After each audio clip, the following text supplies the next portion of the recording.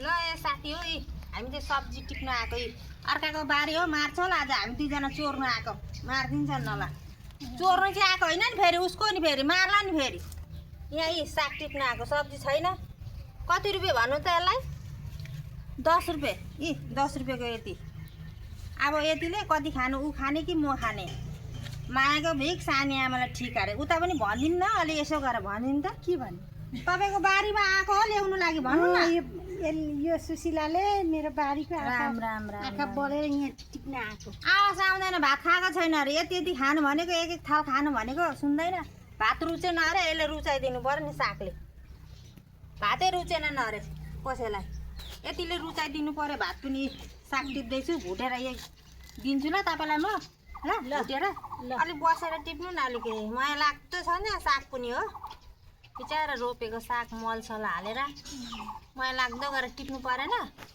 त्यही त स्याहारेपछि त खानु नि पाइयो नि त बस्यो भने त सबै माडिन्छ आफूले स्याहारेको छैन साथी हो ऊ दिदीले स्याहारेको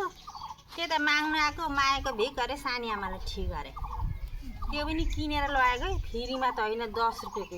यति 100 रुपियाँको नि क्या 100 रुपियाँको 100 राम राम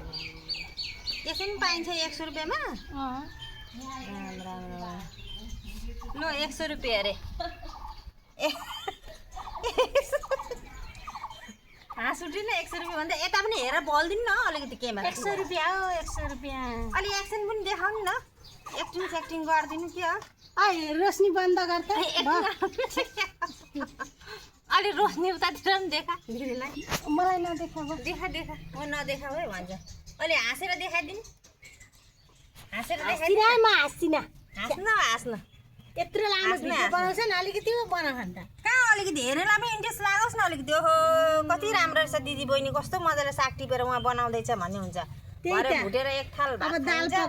दाल पकाएर अनि भुटेर साग भुटेर खानुपर्छ बल्ल आवाज आएछ है यो दिदीको चाहिँ भात दिन्छु भन्दाखेरि तातो भात पकाएर चामल पनि भनिदिइहाल्नु के खानुहुन्छ त चामल अब बासमती चामलसँग मजाले पकाएर खानुपर्छ अच्छा हिमन्त मामाले दिएको चामल चाहिँ छैनन् कि क्या सक्यो हिमन्त मामाको सक्यो बाफ्रे बा ले त पुग्नु हेरौँ